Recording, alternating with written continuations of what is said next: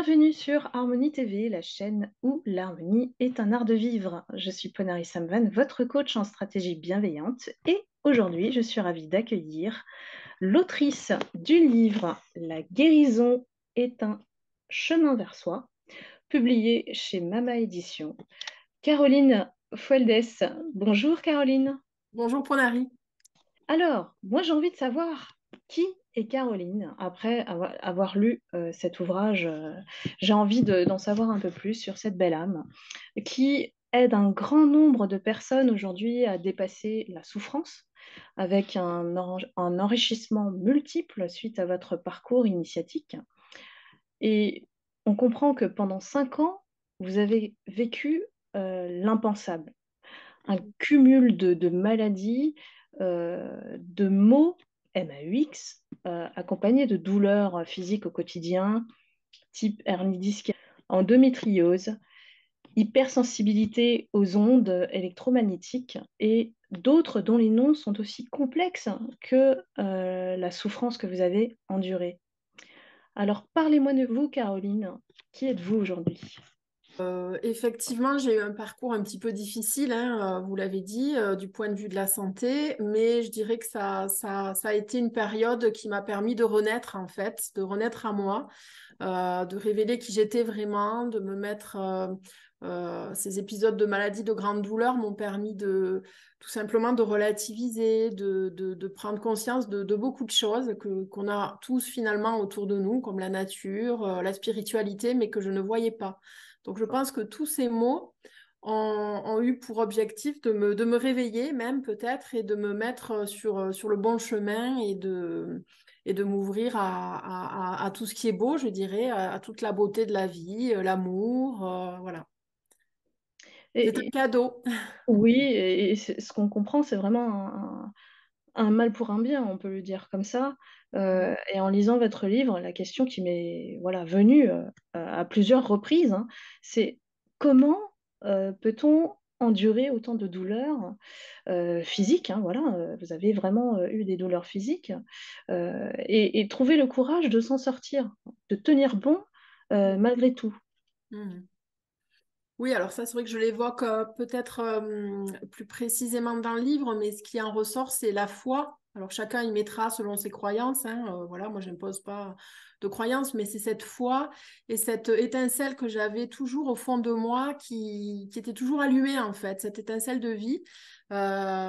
Et j'arrivais pas à lâcher. Je savais que je devais continuer et j'avais toujours la certitude que oui, j'allais y arriver.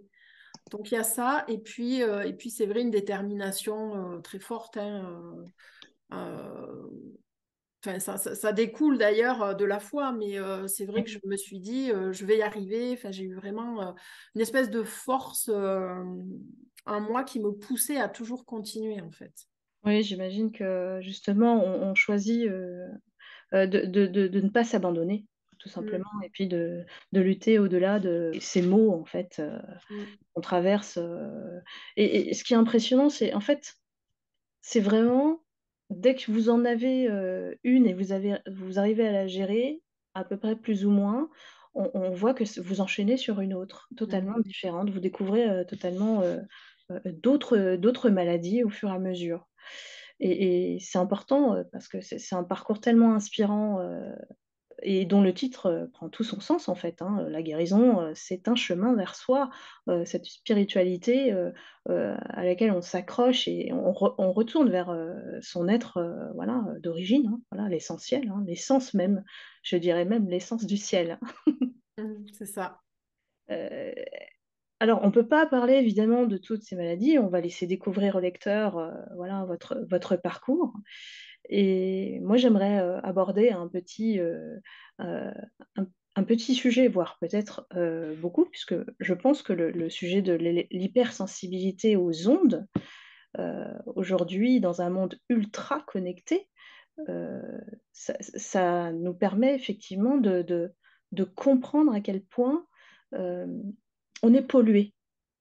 On est Mhm. pollué aujourd'hui par toutes ces ondes électromagnétiques. Et comment vous l'avez vécu? Et quels conseils vous donneriez justement aux personnes pour se préserver?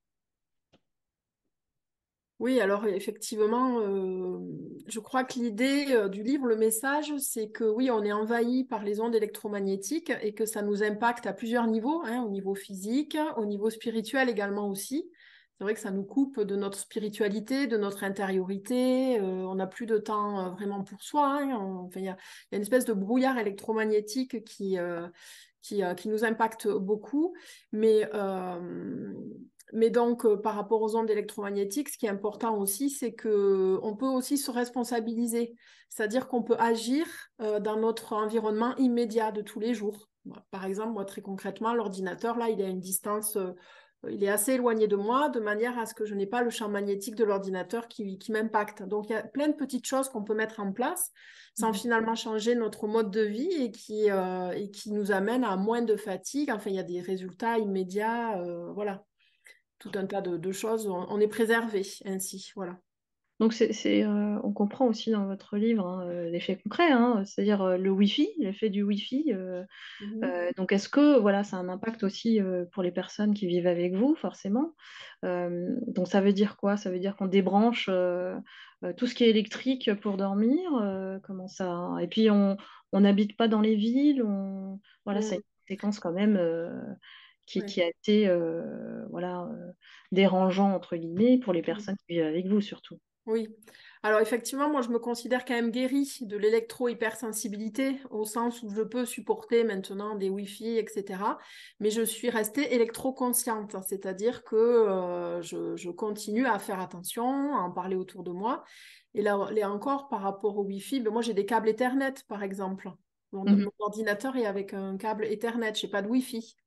Mais Oui. j'ai quand même une très bonne connexion Internet, voilà. Et j'utilise le téléphone portable avec la 4G, par exemple, mais que j'éteins, que je mets en mode avion, que je ne porte jamais allumé sur moi. Voilà, j'ai une hygiène électromagnétique, on pourrait dire ça comme ça, pour continuer à me préserver, en fait. Oui, j'aime bien le mot hygiène, en fait. Voilà. En plus, vous avez vraiment une multipotentialité, hein. C'est-à-dire que c'est au niveau de l'énergie, au niveau du magnétisme, Mm, euh, et puis aussi, on peut parler du mot médium, hein. mm. Et comment vous Oui. avez découvert à travers ces événements hein, de la vie, hein, tout simplement, l'éveil spirituel dont vous évoquez dans votre livre, comment on découvre en fait qu'on est médium, comment on passe de toutes ces maladies à la médiumnité, à découvrir qu'on a ce don. Alors en fait, je dirais que c'est progressif puisqu'il y a eu, comme vous le rappelez, d'abord le magnétisme. J'ai compris que j'avais un don, enfin une faculté, je dirais plutôt, par rapport au magnétisme, les guérisons à distance, des choses comme ça. La capacité, donc ça a été progressif, ce qu'on appelle le clair ressenti, le canal de clair ressenti, donc la capacité de ressentir les énergies, de travailler sur les énergies. Et ensuite, ça a été comme un apprivoisement, en fait, quelque chose de progressif au fur et à mesure qu'en fait, j'avais ces dons, ces canaux qui s'ouvraient, je guérissais finalement. Voilà, donc ça a été progressif.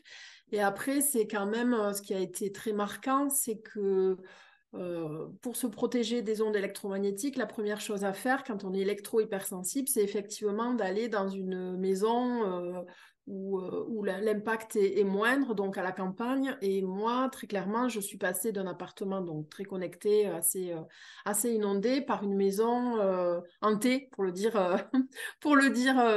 Oui, oui, oui, c'est ce qui m'a quelque part interpellée. Je me suis dit, mince, c'est quelque part la maison, elle vous a appelé, vous ne Hmm. saviez pas, Ah oui, oui, et oui, vous deviez vivre en fait ces événements pour c'est comprendre ça. que quelque part votre rôle c'était d'aider les âmes, on peut dire errantes, je ne sais pas si Mhm. c'est errantes, Oui.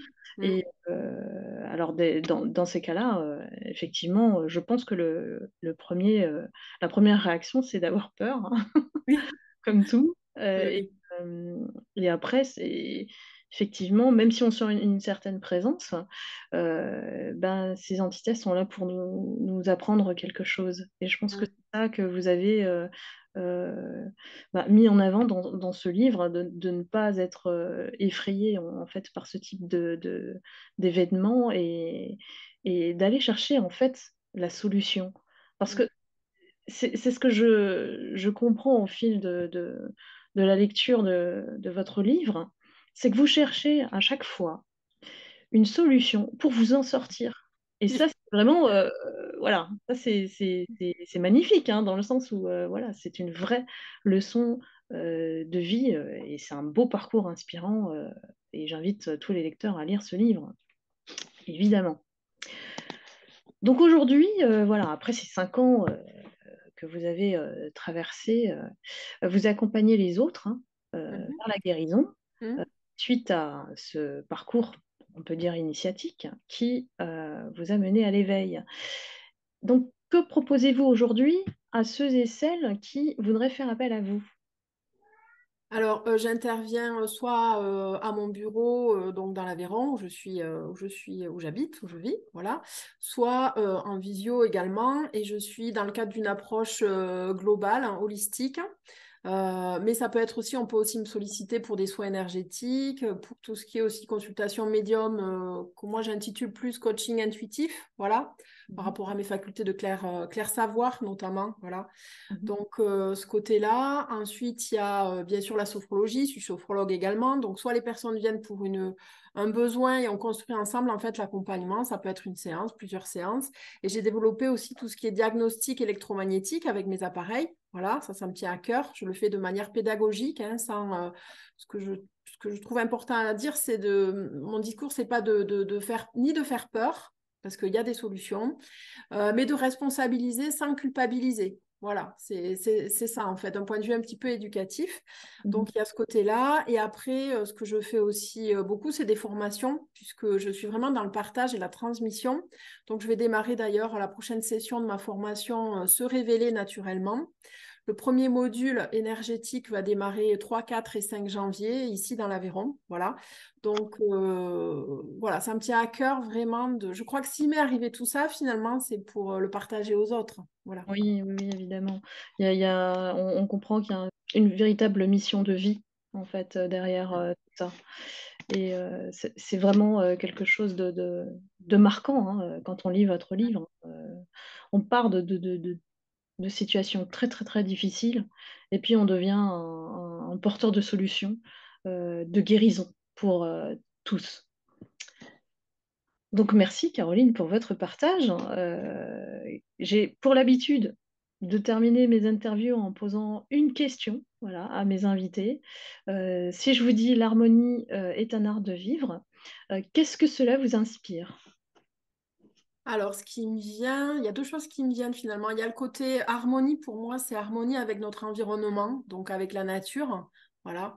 Je pense que ça nous apporte tellement de solutions, de bien-être. On s'est un petit peu coupé, hein, de tout ça. Donc, pour moi, l'harmonie, je le relie à notre environnement naturel, donc tout ce qui est la nature. Nature, Et oui. ensuite, harmonie, c'est aussi pour moi être aligné. Alors, c'est un mot qu'on entend souvent, mais être en accord avec qui on est au fond de nous, nos valeurs, nos pensées, nos actes. Pour moi, c'est ça l'harmonie, en fait.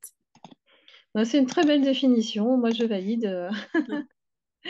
Donc ça invite aussi à chacun de se responsabiliser et puis d'avoir cette hygiène, j'aime bien le mot hygiène Mhm. énergétique, voilà, euh, et une hygiène de vie qui soit saine, voilà, plus saine. Donc, je vous invite à retrouver Caroline sur son site www.carolinefualdes.fr. Vous pouvez également la suivre sur les réseaux sociaux et vous trouverez les liens sous la vidéo, bien sûr.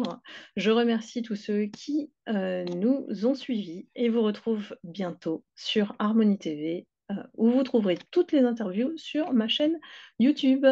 Abonnez-vous également sur www.ponarissamvan.fr. Merci beaucoup, Caroline. À très bientôt et Merci. surtout, prenez Merci soin beaucoup, de vous. Ponari. Faites le Merci meilleur pour la suite. infiniment.